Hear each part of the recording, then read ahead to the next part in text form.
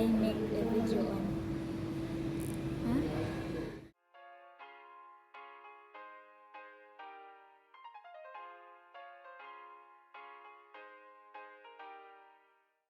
Welcome back to my YouTube channel.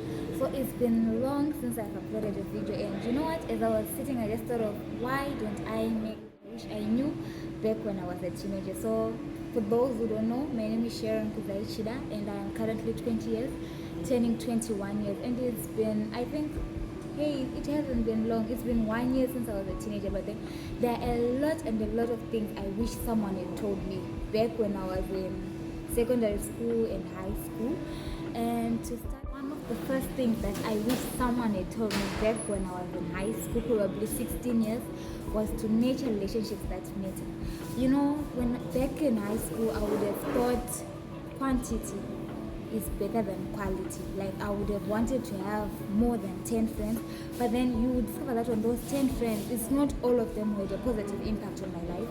So I wish someone had really told me that having only one person that you can rely on, someone who uplifts you, someone who tells you good things, probably I would have needed someone who would say, let's go study. And I'm not saying it's bad having someone who tells you that let's go partying, because that's also a way of relieving stress, and that's something which can be done on your spare time. But I really wish I had nurtured those relationships whereby people uplifted me, like people told me good things that would be a source of positive impact in my life, not trying to concentrate on making sure that I'm on good terms with everyone likes me, whereby I actually know that even if you like me, there is nothing that you're doing in my life.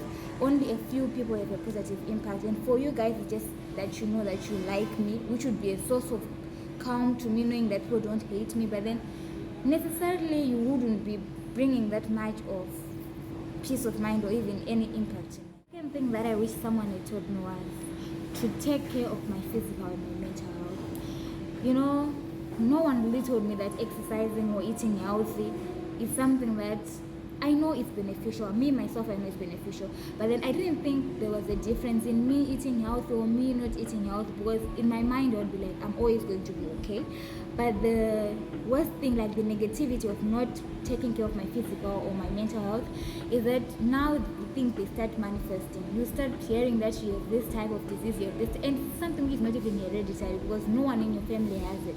But then it comes as a shock. You go just for a normal checkup, then they tell you that you have something which is actually a major disease. And what caused it is the fact that you were eating junk food, there were no exercises included, and on top of that, I wasn't someone who walked. Like, if I'm not at school, if I'm not studying, I'm in my bed sleeping. There wasn't a time whenever I thought that I need to exercise or I need to eat veggies. I just thought, you know what, I can still eat junk food and get. I wish someone had told me when I was in my teens was to embrace individuality. People, we are different. We have antisocial people, we have social people, we have extroverts, we have introverts, and we all know the idea of being an introvert in a school, especially in a big school where there are a lot of people. You feel like you are, let's say they are all black chairs, you feel like you are the only red chair. If someone is saying this, like a group of people might be agreeing on something, but then you will be having your negative point of view, and it might be correct, but the fact that everyone else has their own point of view, it comes out as if you are wrong, or you want to seem too perfect for others. So I wish someone had told me that it's okay for you to embrace your individuality, like to embrace who I am and not have to copy or make sure that everything that I'm doing is something which pleases others or is something which will be approved by the whole society. It had to be something that makes sure that me, I am happy with what I'm doing, and it doesn't matter if the other person is not happy of it, because I will be embracing who I am. Because in the process you see that you will be losing yourself. You'll be trying to act more like someone else and less of yourself. So I really, really wish that was something that someone had sat down with me and told me that it's okay if you're the only red chair in a room full of black chairs. It's fine. You can still, if you might not even be able to change anyone else, but then still, if you embrace it and you own it, maybe all the other black chairs may start seeing the issue just the way you, the only red chair, is seeing the issue. Thing that I wish I had been taught back when I was a teen was to learn about personal finance. And when I say personal finance, what do I mean? I mean learning how to save, learning how to budget, learning how to invest. Like, there are people my age right now they'll have different business ideas, investments on their money. And I'm sitting and I'm like, why did no one from my past or back when I was a teenager sit down with me and tell me that, Sharon, it's really important for you to save your money? It's maybe someone taught me that I'll be ignorant. Personally, I know I was ignorant, because anything to do with business or the economy or politics or accounts, anything to do with that, I know I'm so ignorant. And you would be talking to me, but then I wouldn't be listening to what you're saying. So now, as I'm growing up, I'm actually 21, to be 21, I'm actually seeing how important it is to have personal finance, to have learned personal finance, so that I know that if I get a certain amount of money, there's a way to invest it and to make the money grow.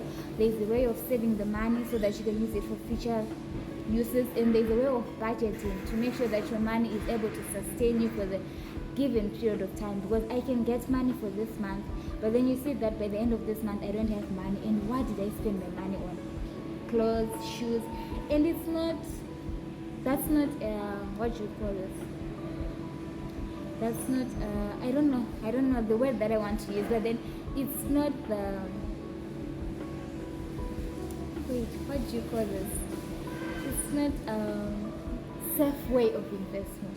Because when I buy those clothes, with me, it means those clothes are going to be staying in my wardrobe for the whole entire year. I might not even wear the clothes, but then I used a huge amount of sum of money to buy those things. So I'm not making good investments with the money that I have. So I really wish someone had told me that, Sharon, you really need to learn about personal finance, because even if you're ignorant now, it's something which is going to be of great use for you when you're actually older and have to deal with bills, food every month, stuff like that. And the last thing, the fifth thing that I wish someone had told me when I was in my teen years was that it's okay to make mistakes. The idea of trying to live a perfect life is so frustrating, that you're always on the go. Every single day you're trying to make sure that people, they don't reckon you for the bad things that you did, but then people always have a good mindset about you, and that's really frustrating. It's like living on the go every day of your life, trying to make sure that you're not making mistakes, trying to make sure that you're pleasing other people, and it's really bad. It messes up with your social life, because it's like you'll be trying to seem too perfect to the world, and it's not everyone who embraces people who try to seem like you're too perfect for everyone else. So I wish someone had really told me that it's okay for you to make mistakes, because we are not going to view you as someone who is we are not going to name you according to the mistakes that you're doing now. It's something that passes. It's a way for you to grow. You make a mistake, you rectify your mistake, then life goes on.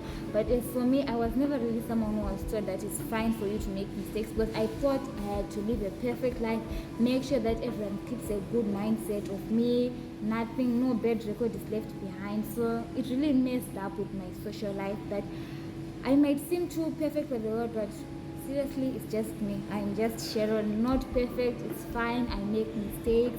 We move on. We forgive. And guys, this is the end of the video, and I hope you enjoyed it. And I hope for those, my younger siblings, whether boys or girls, you've learned something. If you're still in high school, if you're still a teenager, it's fine. You can make mistakes. Your parents, probably they're going to forgive you, because you can't live a perfect life. You always have to make your mistakes, then you rectify them, then you correct yourself.